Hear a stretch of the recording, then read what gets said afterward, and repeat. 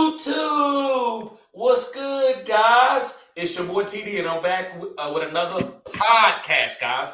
First beginning podcast. I'm switching some things up for the off season. So first of all, before we get started, guys, I want to say, guys, I apologize for the hiatus, but I had a lot going on. Something happened with my family, so I had to take a little bit of time off. But I know y'all guys are very, very loyal, and I appreciate everybody that stayed with me, didn't unsubscribe. And if you did, I also understand that too, because you know you need consistent content. But I gave y'all all the way up to the whole fantasy season, right? So I gave y'all the content that you needed. Hopefully everybody won their leagues. Guys, I didn't win any leagues. I came in second. Out of 11 leagues, I had one league that I came in second. It's all good. I scored the second highest in the league of all year, so I'm glad about that. So I'm good. But today's podcast, guys, I'm gonna have a guest. And it's my homie from Fantasy Football Headliners, and it's Matt Galloway. What's up, baby?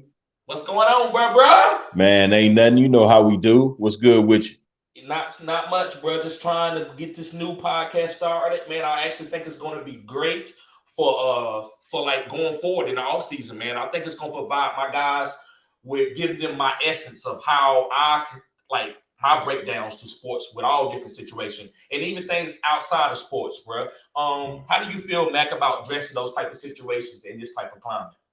Yo, I mean, here's the thing. It's needed, number one. Sports is it's a kind of, it's an outlet, of course. Everybody loves sports, all type of sports. But, then there's issues that need to be addressed. And, outlets like this is a great platform, to be able to express, your views from real type cats. You feel what I'm saying? Nobody ain't gonna sugarcoat, do all this and have a PC answer and all that. We're gonna give you the real raw, real deal. You feel me? Yes, sir. Yes, sir. I agree.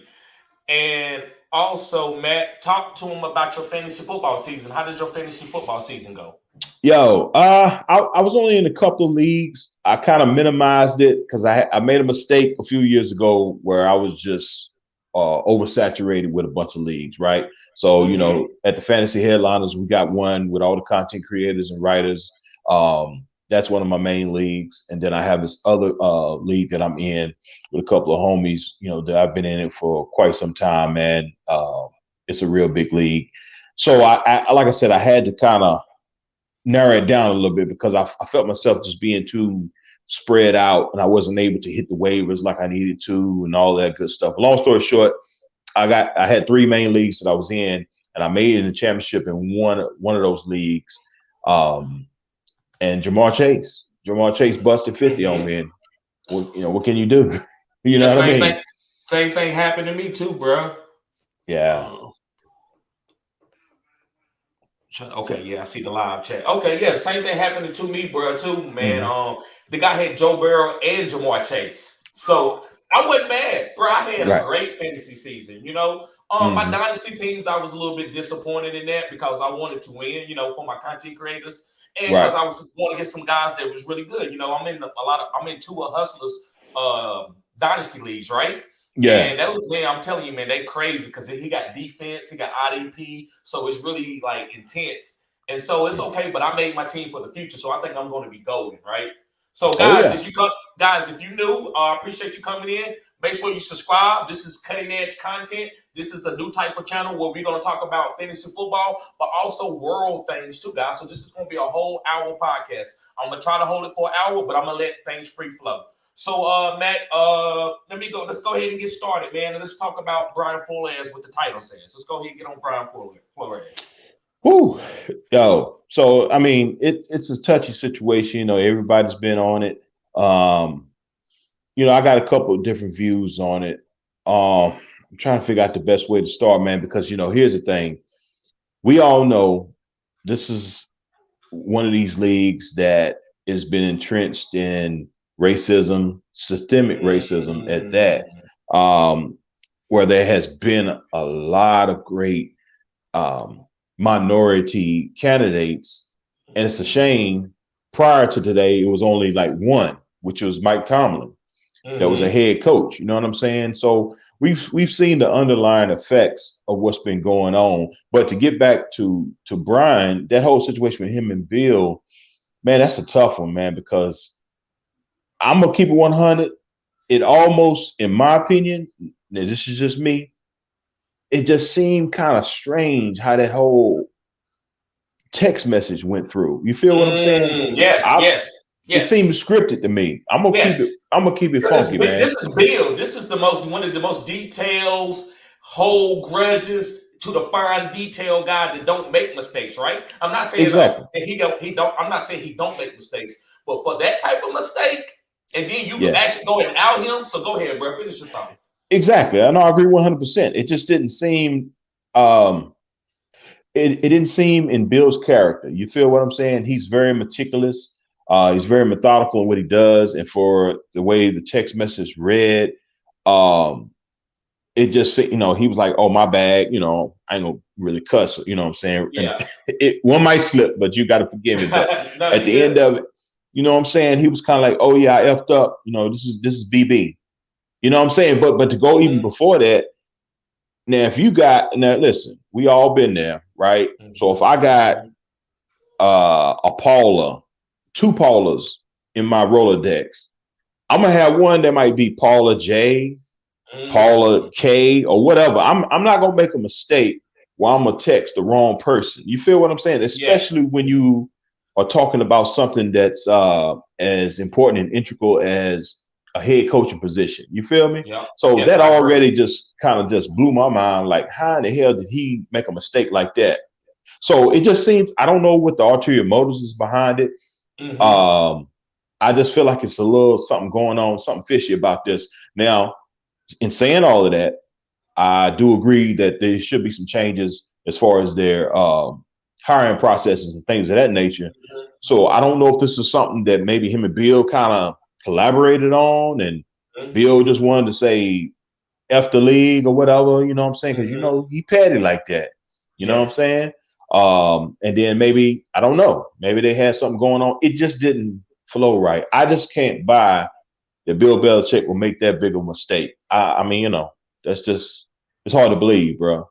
I believe 2 things could be true, and I do believe that I think he might have made a mistake, but I think he made that mistake with what I would call laissez-faire. Like, he don't give a damn. Like, I really don't think he can. Like, okay, well, it ain't me. I just said what I said. I just thought it was you. So I was just trying to help you. I don't got nothing to do with it. So I don't think Brian Flores is throwing Bill Belichick under the bus, as some of these guys probably are saying. All right, well, you actually violated the unwritten rule. You lost Bill Belichick trust. Bill Belichick's not going to do anything for a fellow coach that he's hired. This is not Spygate. This is a guy trying to invest in affirmative action, a minority. So this is different. So this is what I say. I love Brian Flores, what he's doing. So listen, he has everything to lose and nothing, and not a lot to gain. He can gain something out of this, but he has more to lose than I think to gain. I think Brian Flores is a sacrificial lamb in this, so we have to honor him. In a way, we have to give him that, because he's not like, oh, well, I'm 65 and I'm going and I'm leaving this and I'm gonna say what I want to say and I ain't got to worry about getting hired. No, he's a young guy that needs opportunities. So for him to say this, you got to hold weight to what he's saying. I don't like the Rooney Rule. It's just as a man, I don't like the Rooney Rule, and the reason why I don't like the Rooney Rule, I don't want nobody to give me nothing. Don't give me nothing. I want to earn it. So where I want the rule to be on is giving me an opportunity. So people are in the NFL. I don't want to make a coach hire me. I'd rather say, well, why is there not any black owners? That way he would hire me if you don't want to hire me, right? Right. If that's the reason. I'm not into making guys hire somebody because of affirmative action, because that's when you get set up. And that's going to be for my next topic, talking about Lovie Smith. I think he is the guy. Go ahead and Lovie, here's a team. Do really bad. Then I'm going to say, look at the black coach. He ain't that good. That's bullshit. That's bullshit. So I don't want nobody to give you anything, because they give you something to set your ass up. And then you got to take the fall. Let's think about this. And I don't want to get off topic too much, but think about Rick Ross and Big Meech. The Yeah. FBI was giving them drugs for the low. And then at Right. the same time, by them giving him something, it set him up to say, "Oh, look at this guy." Like they basically, he got set up to get something what he thought was a benefit, but it really was it brought him down, right? So this is the same thing. I don't want to get too far on it, but this is the same thing. So, you think somebody giving you something, you think it's an opportunity when you look at going in and look at the team, and the team is garbage, and you're gonna lose, and then what they're gonna say? He can't coach. He can't coach. Look at him. Look at him. So that's my 2 cents about the Brian Flores. I love what Brian is doing. I don't want the Rooney Rule. I want a black owner. Long story short. I mean, I agree 100%. But here's the thing. Of course, I'm gonna be a little biased, being a Steelers fan. But that's beside the point. About the Rooney Rule. But for me personally, I mean, come on, let's keep it a buck. They could bring in 2, 3, 4, 5 minority candidates. They don't have to hire nobody. You feel what I'm saying? But I do like the fact that they implemented it because 2 things can be true, like you said. They could do that to kind of, cover their ass, so to speak, say, hey, well, we hired or we interviewed somebody. But it also gives, because I'm not going to be I'm not going to be unfair to say that all NFL owners are just totally biased or racist. You know what I'm saying? There are some, green is the main color. Forget black, white, yellow, brown. Green is the color they see, right? So they're going to get the best candidate. Can you hear me? Yes, I can. Yes, okay. I can. They're going to get the best candidate, to be able to come in and produce and flourish their team. You know what I mean? So in my opinion, the Rooney Rule can help at least, get sort of force their hand in essence. And it may bring in a candidate that they may not have, even had a thought of, hiring or actually even interviewing. And somebody can come in there like Mike Tomlin years ago and just blew the doors off of the damn, owner's office. Okay. You feel me? And impressed them so much. They was like, man, because, they probably was like, man, we just going to do, we didn't had Coach Noel, Bill Cowher. Let's bring this young cat in and see what he's talking about. And he came in there with a plan, boom, boom, boom, boom. And he impressed them. So I think there is an opportunity for that to happen again. Now, to go to the owners, that's a whole nother subject. But I mean, we can touch on it. Bro, I'm going to tell you, it's going to be very hard. Not saying that there are no black or minority billionaires out there, right? But the thing is, and I hate to say it, how many of them are going to come together and collaborate? And let's say, let's get a team together. You know what I'm saying? But Matt, this is where, and hold your thought, and this is where the spot where we disagree. I don't think it takes multiple people to do this. I really don't really. I mean, that's fine if they want to give it an opportunity where they want 5 or 6 people, maybe 20 to come in and pitch, and everybody pitch in a couple of million, 20 million, 10 million. That's fine. But there are single black owners that have a lot of money outside of Jay-Z, right? Because we all know Jay-Z is part of that, and he got the bread. But there are all the other black. There's scholars that got money that's in the stock business and stuff like that. They got ownership. That's right. A single black owner can do it. I think the opportunity needs to be there. Now, you couldn't be right. So once they say, look, we're looking for some minority owners, and then we don't come forward and the money is low, then I have to refrain to what you're saying. Well, look, maybe we need to come together. Maybe we don't have the money to afford this type of team in this type of industry. But I need to see that first, because if you go on Forbes and I look at the top 20 richest guys in the world, 2 or 3 of those guys are black people. Yeah. I mean, hey, so my thing is, I agree with you, but what are they doing? You feel me? Like, and what I mean by that is, I'm just speaking as far as like for the black community or the minority community. It's rare that you see a lot of these billionaires that's on that level actually doing anything for their community. You know what I mean? I'm gonna keep it a buck. This is a real podcast, real cats, right? Yes. Jay-Z is a puppet, dog.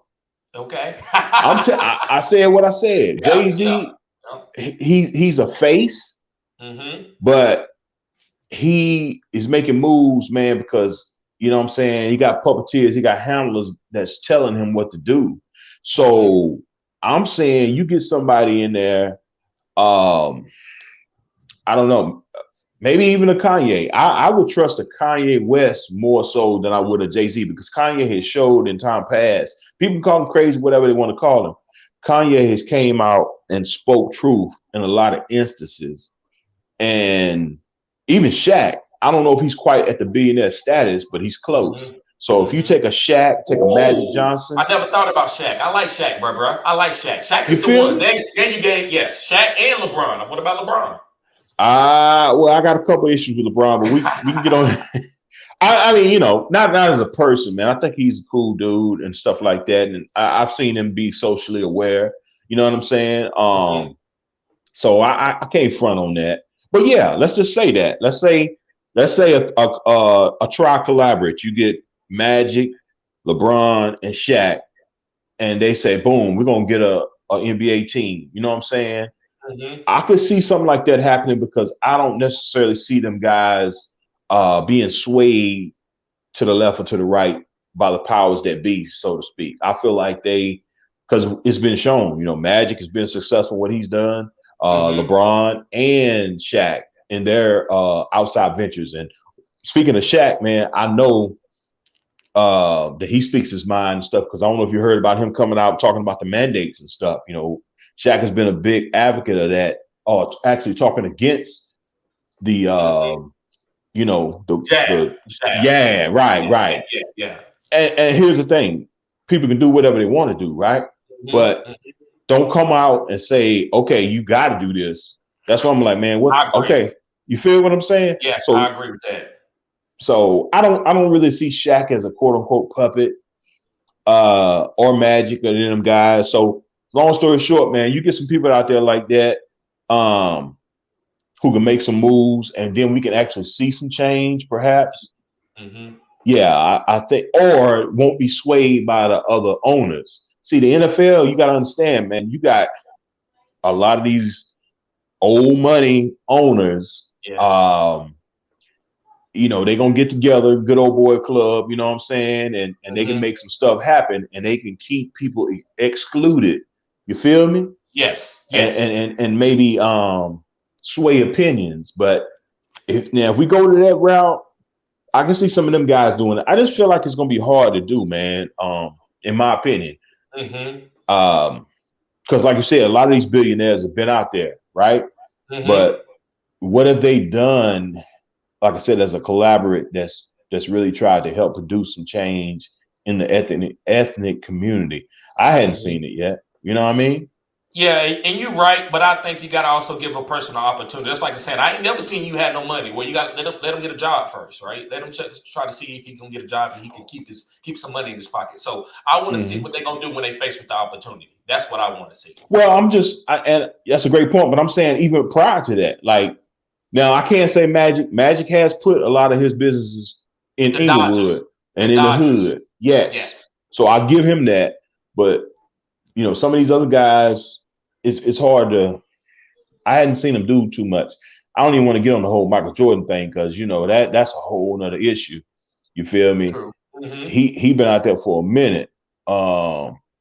And come on, bro, you still selling these shoes, man, for $400-500. You know what I'm saying? The Yes, same yes. damn shoe. You feel me? Come on, dog. I mean, I, I rock Jordans. I ain't gonna sit here and be well, hypocritical, But but this is what I'm gonna say, Mac. I'm gonna make this statement on this about that because this is a sensitive subject. So listen, mm, bro. I used to always when I was as a kid, I would see people like, "Hey, man, let me borrow $5." You know, I would hear people ask other people to borrow. They'd be like, "Nah." I'm like, "Man, you mean?" And then I mm, got hit out in the workforce, and I started working right. for my money. And people was asking for something like, bruh, no, because I know, I'm not trying to play God. I don't know your situation, but I'm not giving you your money. You go work Mm, for it. Ask me, do I got an opportunity for you to go earn some money? I'm not going to give you anything. So listen, mm, bruh, Michael Jordan went in that gym and shot them jumpers. I'm not mad yeah, that he charged you $200 for his shoes. And I'm not right. mad at Shaq charging $40 for his shoes, right? That's what makes this is capitalism. So I'm not going to hold. I understand what you're saying because actually I'm talking about two different things. But I understand what you're saying. But I'm okay with that, Mac. I'm okay if he wants to charge $1,000 for his shoes. Just don't buy them if you don't like it, right? Because I feel like this is capitalism. So, right now I have an OnlyFans. By the way, guys, go subscribe to my OnlyFans because there's some cutting edge stuff coming up. I'm going to be doing videos that's outside of the realm of sports a little bit. And also, guys, I got some cutting edge players coming for you. But like I got an OnlyFans. So if I want to charge $50 on OnlyFans, that's my fault that I'm overcharging. Right? So that gives an opportunity for a person who want to charge $5 for OnlyFans. They got better content to come take my market. So I like capitalism. I like that what Shaq does. I like what Jordan does. I think it makes it overall for whatever you want in this. So I'm not going to sit here and vilify Jordan for charging a lot for his shoes. Right. I mean, I get that part of it, but so let's also big up and give some credit. Remember Stephon Marbury back in the day? A lot of people don't even remember, man. Now he huge over in Asia, in China, you know what I'm saying? But he started a shoe company. It didn't last that long. It was probably in the late 2000s, I think. They were called Starberries. Okay. And they actually, the quality of the shoes were actually not that bad. And they were actually produced out of some of the same shops in Asia. But he just sold them for, oh gosh, man, they're probably like $25, something like that. You know what I'm saying? I love the premise and the idea of it because it gave underprivileged kids and people a chance to, to rock some fresh shoes and whatnot. And it was backed by, at that time, a big star, right? Okay. So I get it. I'm just saying, come on, bro, how much money? And I know this is a crazy statement, like, but how much money you gotta make when you see? I'm sorry, bro. Can you hear me? Fine. Yes, I can hear you. Okay. You know what I'm saying? You got people killing over these shoes and shit, man, like that. StockX, you got resellers out here now. Now, look, bro, back in the day, I could go to the store. You know what I mean? I might have to wait in line or something, but I can cop me a pair. Now you got to go on all these apps. You know what I mean? You might not be able to get the shoe. You might get it. It's just ridiculous. And I know that's just not Jordan, but Jordan is a big percentage of it. I don't know, man. I feel some kind of way about it. But hey, it is what it is. I think it just kind of hinges on when he said that, everybody's seen the documentary. And when he was talking, this was early in his career, and he made a statement about a particular cabinet or a particular party. He was like, hey, why should I support this guy when Republicans buy my shoes too? Yes. I get it from a business standpoint, but come on, bro. If you're trying to be a role model or a leader, especially for people who look like you, that is a huge, huge statement that some people, like in my generation stuff, we still ain't got over that. You feel me? Yes. But you got to understand business too. But I respect what you're saying. But we're going to go ahead and move on to Eric Bieniemy. So, Mac, I'll start off with this one. What do I think about Eric Bieniemy? So, listen, guys, go make sure you subscribe to my TikTok. I talked about Eric Bieniemy on my TikTok. And also, guys that are in here on the live, let me know that my chat is working because I'm a little worried that I didn't allow the live chat, but it should be. So, guys, put a 100 signal inside the comment section and let me know that you're here. That way I know that the comment section is live because I do want y'all to interact with us while we're doing this. So starting off with Eric Bieniemy. I think Eric Bieniemy, so it's two things can be true. Eric Bieniemy do deserve a job according to his counterparts of other races that have got jobs. So I've seen offensive coordinators that done way less than Eric Bieniemy that got a job for 2 or 3 years for an NFL team. So yes, he deserves a job in that manner. But to me, and I'm taking race out of it because this is how I need to break this down to make it fair. Yeah. I would not hire Eric Bieniemy as my head coach. Offensive coordinator, maybe, probably. Pay him good, yes. But the reason why I wouldn't hire him as my head coach, Matt, is because I haven't seen him make adjustments for Kansas City. Thank you, Andrew Hernandez. What's up, bro? Glad to see you. But I would not make adjustments Um, so I want to see him make an adjustments at halftime. I have seen that team come out in the first half and they gas, right? Yeah. Tyreek is killing, Nicole getting gadget plays, and then I come out second half and they doing the same thing and the team is taking it away. So me and you argue a lot about the Super Bowl against Tampa. You was like, yeah, man, that game was over, bro. I'm like, bro, the game plan, if they sit around trying to take 8-step drops, Tampa Bay's going to whoop you. But if you're getting the ball out quick, you're going to whoop them. The reason why I'm right, Drew Brees whooped them almost twice. He whooped them. And Drew Brees don't got no strong arm nowhere near Pat. But he was getting the ball out quick, and it was eating. And Michael Thomas was eating their ass up. Who else was? Alvin Kamara was eating their ass up. And you don't try to tell me that Tyreek and Travis Kelce can't be used in those same matters as those guys? So I wanted to see the quick game, and I have not seen. I seen it in the middle of the season. I seen when after Pat struggled a couple games back to back, they was like, okay. And they started using Clyde. They started using Daryl. They started using the short, quick game with the running backs. And also even Travis Kelce and Tyreek. Tyreek didn't get a lot of 40 and 50-yard passes. He was catching the 5-yard passes and taking them 7, right? So that's true.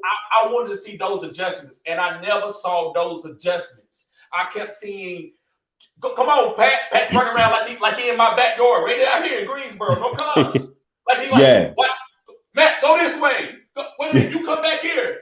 Bro, you up 21 points? Keep giving Cincinnati this opportunity, they're going to whoop that ass. And that's what happened. They whooped that ass because Pat Mahomes was running behind the line of scrimmage. Kansas City should have probably, they should be in the Super Bowl for the next 6-7 years. I'm saying what I said. That talent that they got, and then also Eric Bieniemy and Andy Reid creatives, yes, they are. I love their scheme, but you can't make adjustments. I don't want that on my team because we're going to get whooped in the second half. We're going to get out-coached. Bro. So that's how I feel about Eric Bieniemy. I wouldn't hire him. I want to see him make adjustments this year. Then I think he should get a job. But according to like the other counterparts, like Matt Nagy, off on net merit, he should have a job. So, and you make great points, man. I look at it just a tad bit different. Although I do agree with you, the adjustments should have been made, right? But here's my thought, and we talked about this before off camera multiple times, man. But this is where I feel, bro, it's like you said, you made the illustration. It's Pat. So we all can agree there are special players, especially quarterbacks in the league, that has carte blanche to say, do whatever the hell they want, right? We see it all the time. Look at Aaron Rodgers, Tom Brady. You feel me? It's been shown. We go back a couple years ago in that draft when they drafted CEH. There's no way in the world they should have drafted Clyde Edwards-Helaire. And listen, I'm not saying he's a bad guy or even a bad player. He just doesn't fit their scheme. And the reason why they got him was because of who?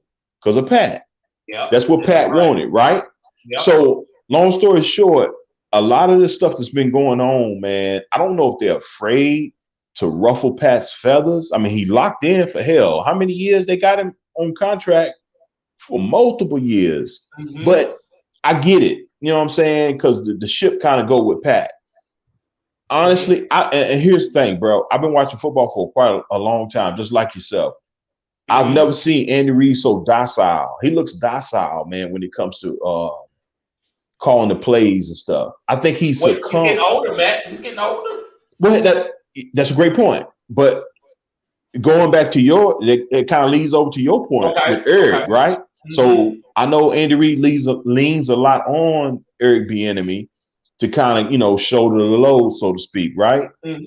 But if they're all succumbing to Pat Mahomes' style of play or his mentality, he wants to win it on his own, run around when the pocket's collapsing, he want to try to make stuff happen. They're gonna continue to lose, bro. There was no way.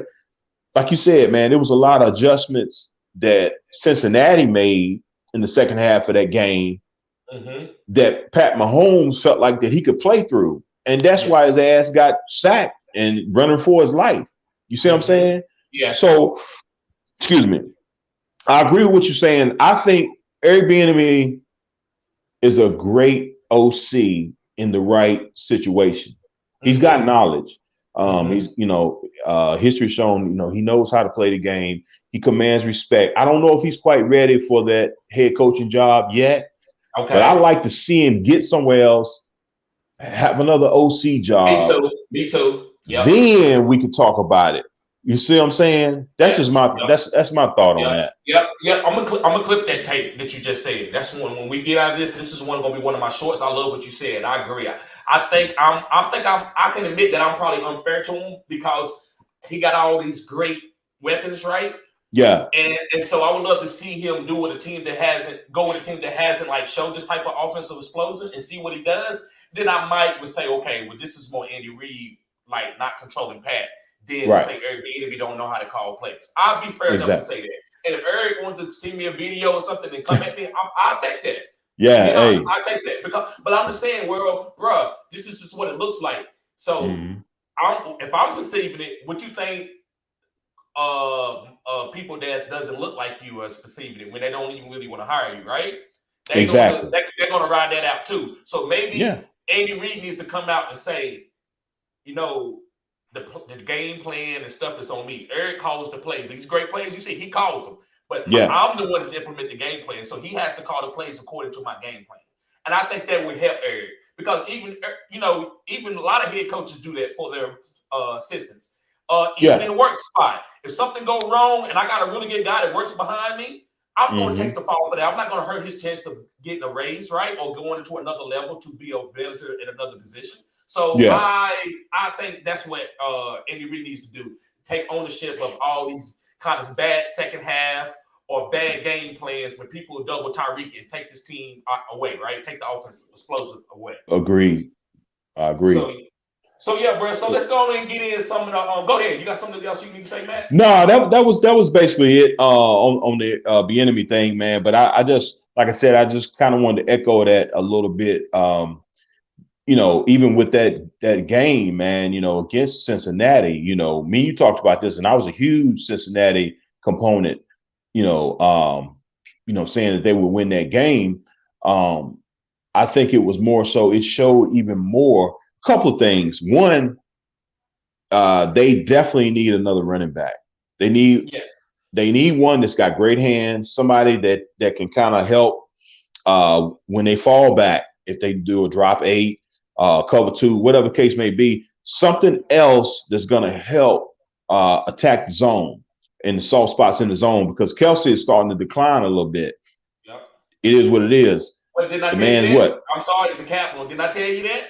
No, I agree. And our last debate, I told you I'm not going to take him. Like, in a vacuum, if he's a robot, I'm taking him in the first round every time.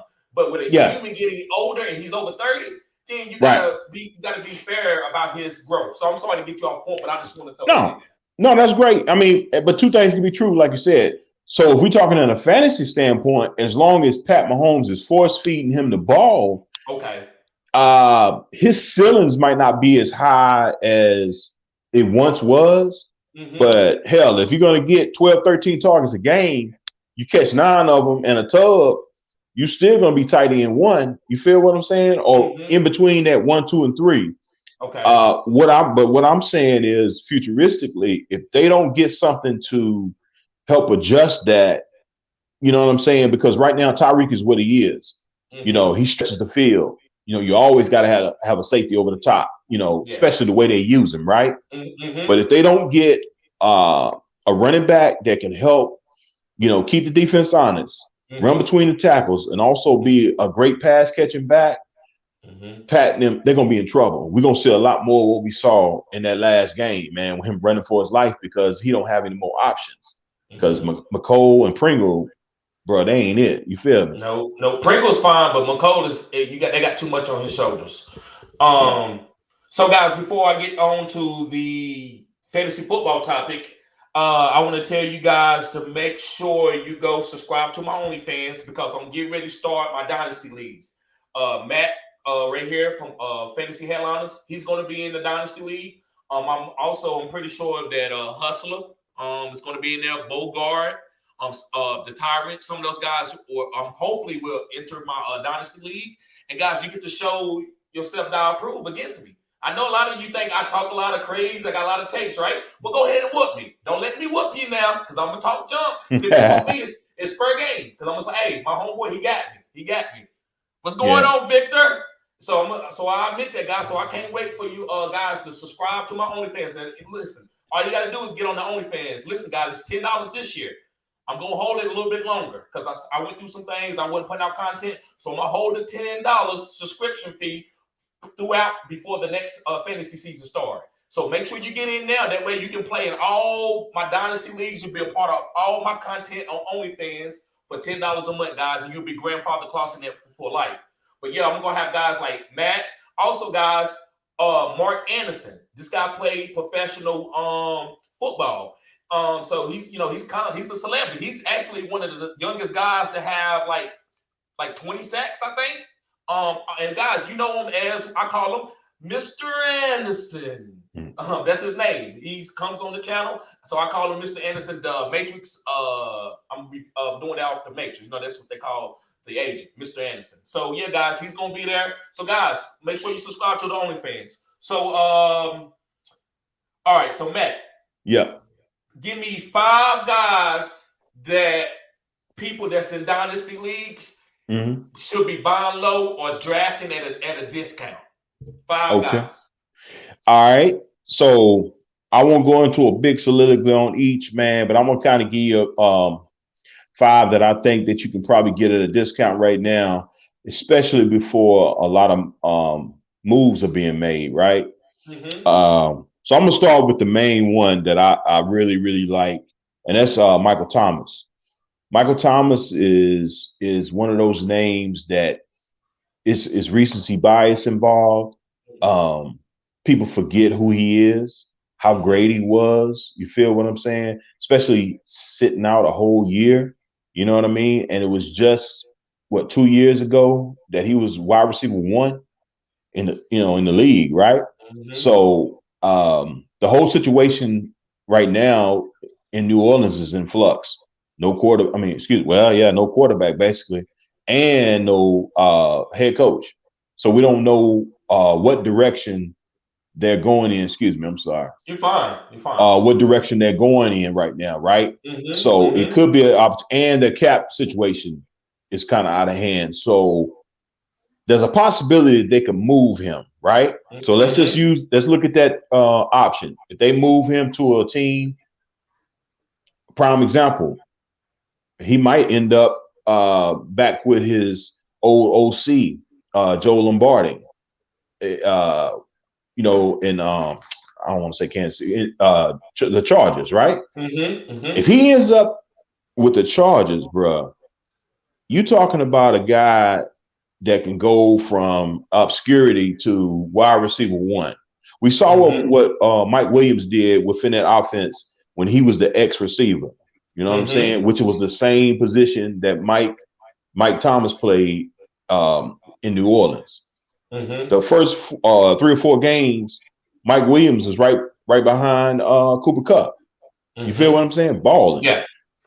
And so, in my opinion, others might have different opinions, but in my opinion, Michael Thomas is head and shoulders above Mike Williams. So you get him in that offense, you got some on your hands. So long story short, he'll be a guy that I will probably go and maybe, do some fillers and see if you can get him, because right now you can probably get him for little as nothing. Because, he's not really in the algorithms right now. A lot of people are not talking about him. So that's my main one. I'll run through a couple of others real quick. So my tight ends will be Zach Ertz / Dallas Goedert. And it's so coincidental that they both, were once teammates. But Zach Ertz signed that 1-year deal with Arizona. It's not really, I don't know how that's going to play out. But if they keep him, which they, in my opinion, they should with the offense that they have, man, he's a red zone target. You know what I'm saying? And he's at that point where you could get him. They don't. This is how I play Dynasty. Everybody else might play it differently. I know he's an older guy, but I'm trying to win right now, right? So I'm trying to make adjustments and use the least amount of asset that I can to get the biggest value, right? So in saying that, Zach Ertz, hell, you might be able to get away with 2 second-round picks and maybe a little preliminary player or somebody. You know what I'm saying? I wouldn't give a second round pick for Zach Ertz. But go ahead. I'm gonna let you finish. Right. No, that's cool. That's cool. I mean, I feel you, but it depends on how your team is structured, right? Yes. So let's say if a guy has got a superstar team, or he's kind of loaded in every position except the tight end position. Well, we saw what Zach Ertz did in that little window when he came to Arizona. I think he finished around about tight end 5 or 6 within that time frame from week 9 on, something like that. So he put up big numbers. Okay. And his counterpart, Dallas Goedert in Philly. I like Dallas Goedert going forward with Jalen Hurts. They showed rapport, a lot of chemistry together. So that's a high target guy. So I like him. You could probably get him as well on the cheap. Tony Pollard is the other one. His value is a little. Get off my Cowboys. Hey, listen. Don't talk about my Cowboys on live, bro. You ain't got to talk about your Pittsburgh Steelers. No, I'm just playing. Go ahead. Hey, it hurts me to even say it, but you know what I mean. I had to give credit where it's due, right? Yes. Tony Pollard, the way he was used. Now, listen, I still think that him and Zeke are going to be used in tandem, right? But for PPR purposes, Tony Pollard is a great value, and I think his usage will be slowly increasing as the years go on, especially next year, because I think they're going to continue to use Zeke in the roles that they've used him in. Tony Pollard might see first and second downs. I like that. I see the little star. I just want to tell you, I appreciate what you're doing right here. I really do. Hey, I had to put my heart aside. I had to go with my head. You see, I'm rocking the P. I'm representing Pittsburgh, but yeah, man. So Tony Pollard is another one that I think some people could get, for not a real high price tag right now, but he can give you in PPR. He can give you high RB2 numbers and and with the opportunity of RB1 numbers if Lord forbid something happens to Zeke, right? Yes. And especially in that offense. All right, so my last two, I'm gonna rapid fire. The last two is J.D. Mckissick and Christian Curt. So J.D. Mckissick is one that it looks like he's going to be leaving Washington, the Commanders. I guess that's their new name. So he's going to be leaving the Commanders possibly. So imagine this. Let's play what if real quick. What if he went to Kansas City? You see what I'm saying? Somebody like that who can use him in the flat, wheel routes. I mean, he's got all the tools, bro. If he gets into an offense like that, you saw what he did in Washington. As much as I hated it because I'm a huge Gibson fan as well as you are, and he took a lot of volume from Antonio, right? But if you get him into an offense where he could be the primary back, maybe even use kind of like a Cordell Patterson, right? Yeah. J.D. McKissick would be crazy.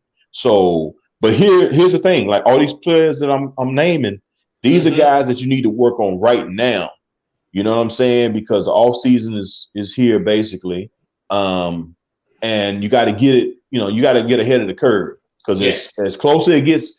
When is I want to say it's in March when the not trade deadline, but free agency starts around March, I think. Yes. So you need to act quick and try to get ahead of the curve because once there's talk and everything that this person's going here, this person's going there.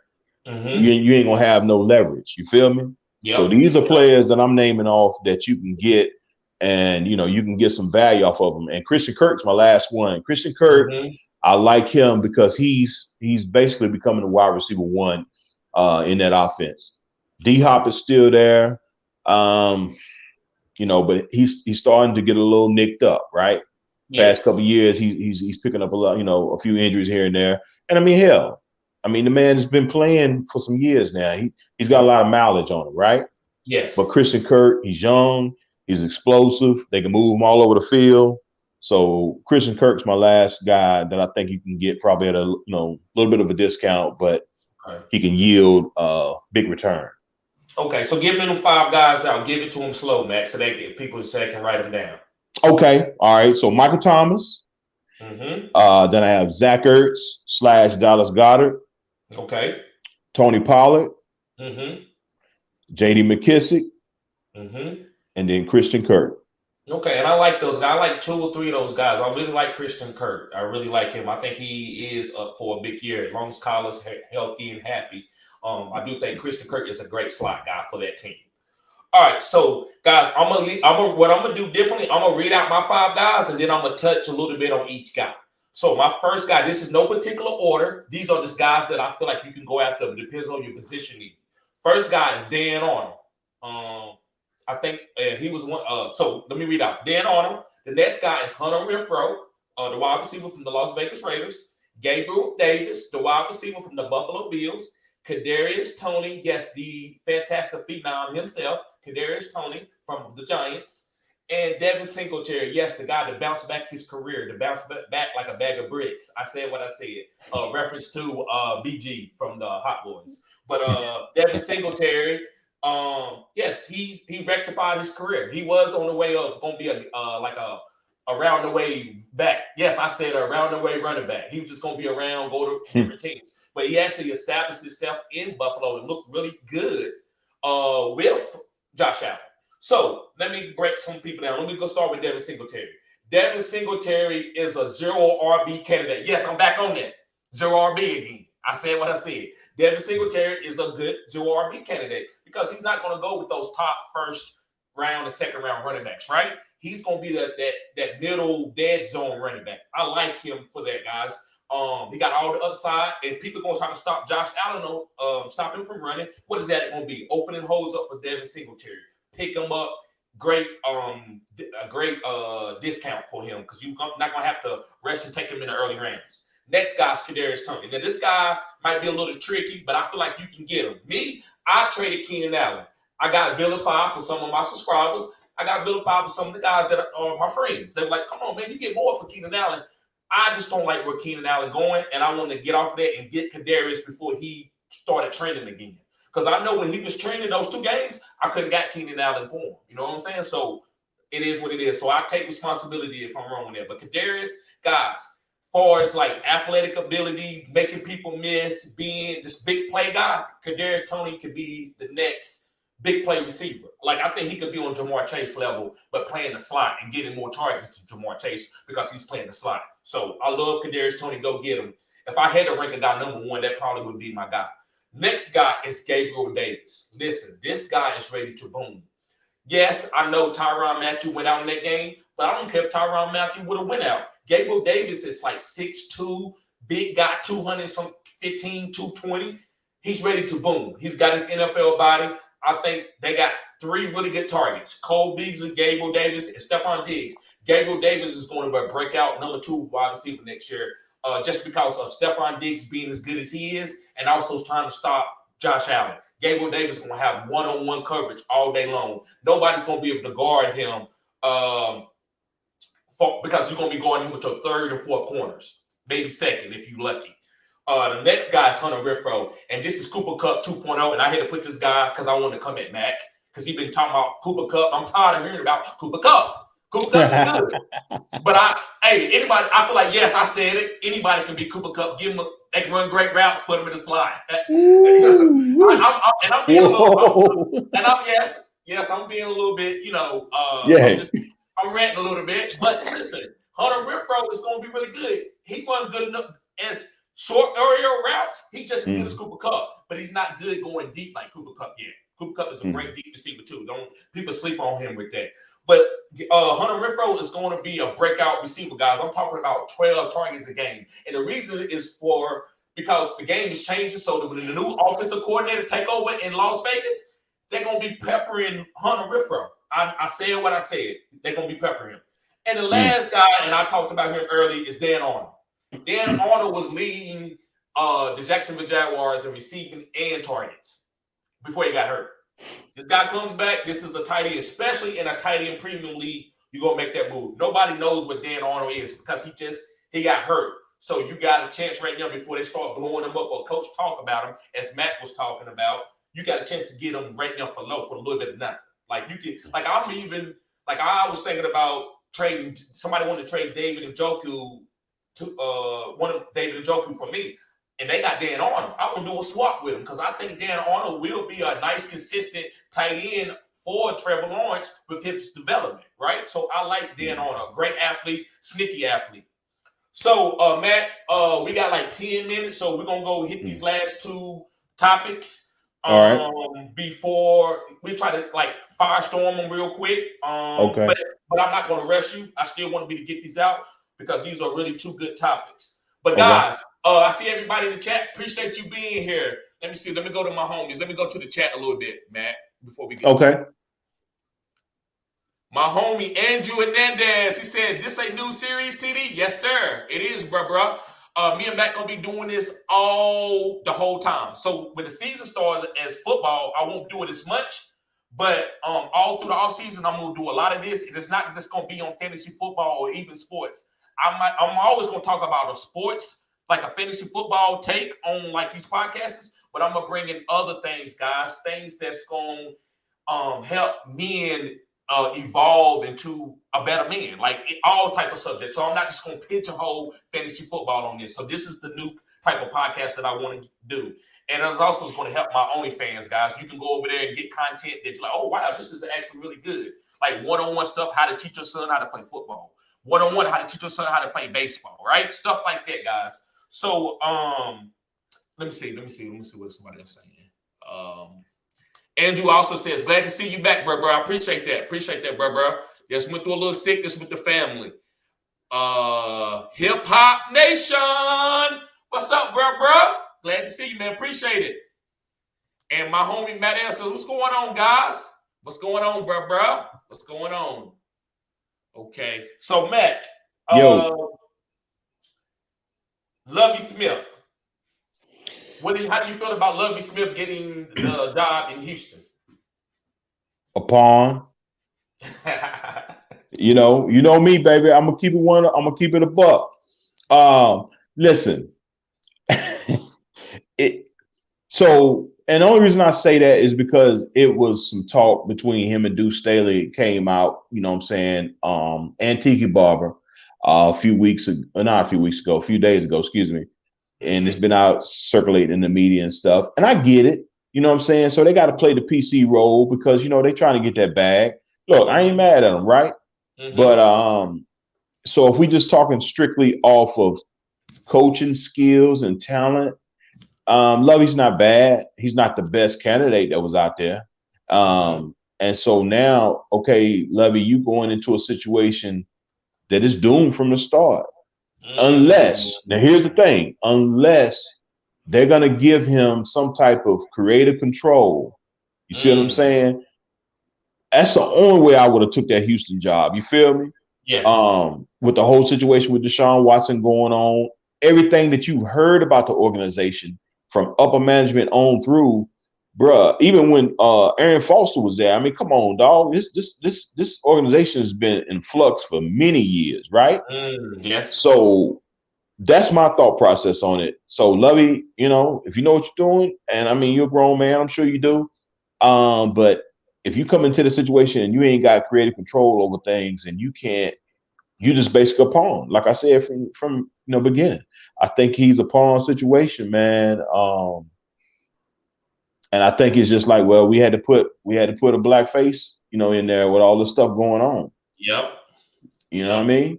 Yep. I think I can't believe Lovey took the job. I don't know what's going on with Lovey. If he need the job, he need the job. But why would you take over a bad franchise? Exactly. Now, if they give you, like you said, creative control where you can build it from ground zero, and they're gonna give you time, and they're gonna give you a five. So listen, let me ask you this, Matt, real quick before we go on to the next subject. Why did John Gruden demand a 10-year contract? Well, I think they promised it. Well, before they promised him, he knew he had to come in there because he had a plan, I think. You know what I'm saying? And he needed stability, and he needed time to implement that plan. Yes. You feel me? Yes, and that's the problem when you bring in coaches. They have a short leash, right? Mm-hmm. So he implemented that So he could orchestrate, well, that's what he thought, until all this other bullshit came out. But he implemented that block of time to give him opportunity to build what he thought would have been a winning franchise. Exactly. So Lovey went to a Super Bowl. John Gruden won one Super Bowl. So Right. that's kind of like here. So if I'm Lovey, 5 years guaranteed. Yep. Give me my money. I'm not coming in for no. I can't come in as no. What you call it, Matt? I call it a pacifier hire. What you call it? Yeah. Basically, he was a pawn, really. He was a pawn. There you go. I call it a pacifier hire. Yep. I'm gonna have to NFT that pacifier hire. Yeah. Now I'm just gonna come into a situation where I got a nice quarterback and I got something to work with, a young quarterback, and then I'm gonna build a team, and you're gonna actually let me go and pick my own groceries. So why would you come into a Houston and then get fired if you go 3-5? I mean 3-15, right? So look at John Gruden. He had 2 losing seasons, and nobody even thought about him getting fired. He barely got fired after he made the remarks about people's lips, right? About exactly. So Lovey should come in and say 5 years, and even if you fire me, you're gonna owe me like $45 million. John Gruden got $100 million. Why did John get $100 million? Because of his breakdown from TV. You thought he was gonna be a great coach because he said he liked Henry Ruggs. I mean, tell me why you gave him $100 million, because he didn't have the cachet to get $100 million, right? So tell me why Lovey Smith can't come in and say, at least guarantee me $40 million, and that way, if you're gonna let me serve out my contract, or you gonna give me $40 million. I'm not gonna come there to get a quick bag for $6-7 million, and I get fired because I got a young quarterback like Davis Mills, and I got to develop him. So I believe that Lovey Smith was he should have took the job. That's just my 2 cents on it. I wouldn't have took that job. Yeah, I agree. I agree 100%, man. That was like I said, that was a bad situation going in. And again, if he doesn't get the leeway or control that he needs to put his imprint on the organization or the team, then you fight a losing battle. You know what I'm saying? There is no talent on that team. I don't want to say no talent, but when we're talking in standards of elite squads, they got to start over, square one, rip that team apart. You feel me? And just start over. That's what I would do. I get Deshaun Watson out of there, get me 3 or 4 first-round picks, build over. You know what I'm saying? Yep. I would do that too. I get a coach like Jimmy Johnson. I know that's easy for me to say, right? Because I always talk about my Cowboys. But get a good coach from college that can chastise these guys and build a culture. That's what Dallas did. Jimmy Johnson built a culture today that we still chasing, that I think we might chase forever, bro. That's how big a good coach is. Look at New England. No matter what happened to Bill Belichick, that coach has got to live with the Bill Belichick ways, right? Yeah. So you have to build culture. And I don't feel like, these other teams are building culture. All right, so last thing, Matt, it's going to be, what do you feel about NFL and them hiring minorities for coaches? How do you feel? You can take this wherever you want to as long as it's about the NFL. Yeah, I mean, so as far as the state of how it is right now, I think we in disarray. I think we in some trouble. You know what I'm saying? Because the underlying racism is prevalent, right? We see it. You know what I mean? Especially in the NFL. Now, again, I want to be fair. There has to be, people who can fit the mold and be qualified, like we was talking about Eric Bieniemy earlier. You know what I mean? I don't think he's quite ready. You know what I'm saying? Flores, I think, was ready. Okay. I think, and just my opinion, not saying that I don't respect and agree with him coming out and doing things or whatever the case may be, if that's what he believes in, right? But stay with it. I don't want to hear nothing about you taking a bag, later on down the road to, some hush money, right? If you about this business and about that smoke, then let's get it, right? But anyway, so I think there's opportunities, man. It's a lot of young talent out there. It's a lot of guys that's in the college ranks, a lot of minority college coaches, and even assistants, great assistants that just need an opportunity. You know what I'm saying? But will they get the opportunity? I don't know. I mean, this whole situation, it might shed some light. But man, we're only a few years removed from Black Lives Matter. And I mean, what did that really do? To be honest, what kind of change did we see? We didn't take advantage of the opportunity. We just rolled off the Black Lives Matter. That's my opinion on that. But this is what I'm gonna say. Far as the NFL, I do I do I think these owners being millionaires or being billionaires and making money through business, do I believe that they believe they are racist? No. I think it's in their subconscious. So they need to hire people that they trust on their team that they want to hire to be a voice to them, just like Dan Snyder had to do with his wife and hire a lot of females to give him perspective. Like, bro, you think you being cute by telling a woman that she need to bend over, whatever you might say, right? Right. You're not being cute. That's actually making a woman feel disingenuous and make her feel like you disrespecting her. So he had to learn that. I think these owners need to hire people that are social aware about social justice and to help these owners to say, listen, and they doing it now. That's why Lovie Smith got a job. Right. That's why Lovie Smith got a job. But it's too late. So I think they need to have hire these people and to give them the sauce of how to portray to the area, like to the masses of minorities.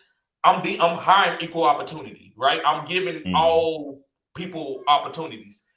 And I think they not doing it, but they don't know they doing it. So I hope I'm not rambling there, but I just think the NFL with these people that they have that they're going to hire to help them, because they did that with like Roger Goodell did that when he got in trouble for being too strict on players. He got somebody to give him a different side of this. So the owners need somebody to give them a different side, and I think you will see opportunities for owners because that's the real thing, man.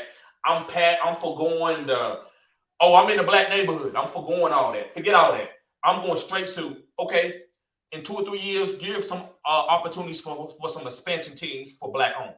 I know a lot of people say, expansion team, because I get it. I'm an NFL guy, and I don't want to what the Commanders. Who is that? They ain't the Redskins. So I get it. So everybody wants the NFL to stay the same for thousands of years, but it's not. We need 4 expansion teams and let them be minority hires from a woman to a black man, a black woman, white, like anything that's a minority. I'm okay with it, as long as it's a fair opportunity for anybody to come and own the team. And I felt once you have a black owner and you start seeing him put his imprint on the league, then the other owners gonna have to pick up with that. Kind of like let's go to the Jackie Robinson. That guy hired Jackie Robinson. What did the other owners do after that? They start, okay, well, I'm gonna get my player. So instead of them, so say a black owner get a coach and they go undefeated and win a Super Bowl. Now I'm like, well, I'm gonna find my black coach. Now you're not pressing nobody to go hire a affirmative action hire, right? You actually, well, I'm just gonna copycat because this guy can do good. So I think 2 things can be true. I think these owners are not doing it on malice, but they are doing it. Some of them might be malice with it, but I'm not gonna play that game because I'm not God. But I think once you start seeing black owners and these people come in and say, look, owners, you need to give a black man an opportunity to own a team in the NFL. That's going to help. All the other stuff will take care of itself. I believe that's bigger than any other type of scenario that they can do to think that it's going to make it better for the NFL. That's not going to make it better. A black owner, I think the trickle-down effect will be tremendous. Yeah, I mean, that's a huge possibility, man. And I'd love to see it, 100%. I don't know. I'm not quite as optimistic about it as you are. You know what I mean? I love to see it, bro. It's just the fact of coming together to do it. You feel me? Yes. And again, like you stated, there are some billionaires out there or, multimillionaires that can actually purchase teams and stuff like that. You know what I mean? But I don't know. I just don't understand why we haven't seen it yet. Why does it take this to happen before people of color or minorities to say, hey, I want to go to this upper echelon and invest into this pool of success. You know what I'm saying? The NFL has been a good boy club for years. Mm-hmm. You know what I'm saying? And we've had, billionaire minorities, but why haven't they? And I get it. I know it's a lot of red tape and a lot of stuff involved, but that should have been a push prior to this. That's just all I'm saying. So if it hasn't, what's been the disconnect? What has caused people to not flow in that area? You get what I'm saying? Yes, I do. I just think all bad is for good, and I think when you see a bad situation, you can turn it out to be great. The Civil War, a lot of people died, but it made America be the best country in the world. So a lot of people have not gotten jobs and lost their opportunities in the NFL, but now you're going to see people get opportunities that never would have get opportunities. So you got to take a bad situation and bring the good into it. That's why I'm saying I want a black owner. I don't want to talk about anything else. So I'm going to be very disingenuous when people talk about this. No, black owner. And then back, we had a clubhouse. And remember, and y'all agree with me, but you like, well, what about this? And then all of a sudden, when Flores came on TV, what are you talking about? Black owners. Mm-hmm. He see where this is going. He said, listen, I can get another job, but I need a black owner. Ain't no white owner gonna hire me, right? He know that it's done for you. But if a black owner get in there, he can get hired again. So I believe this is why. I think so. I think so because he's not gonna sign the deal. He don't want to take the deal where he's gonna get paid a bunch of money and he can't never come back in the NFL. I don't think he wants that type of. Well, think about this though. Like, and this is a little off subject, but it kind of goes along with the same thing. When people get thrown the bag, they kind of disperse, especially a minority. Look at BET. BET ain't even black owned no more. It's Black Entertainment TV, but we don't own it. You feel me? That's a corporation, though. And I'm gonna give Brian Flores. I'm gonna let him make his own bed before I call a spade, right? I'm gonna let him make his own bed. He might go out and he might be Martin Luther King, right? Like he can maybe he's one. No, I'm a sacrificial lamb.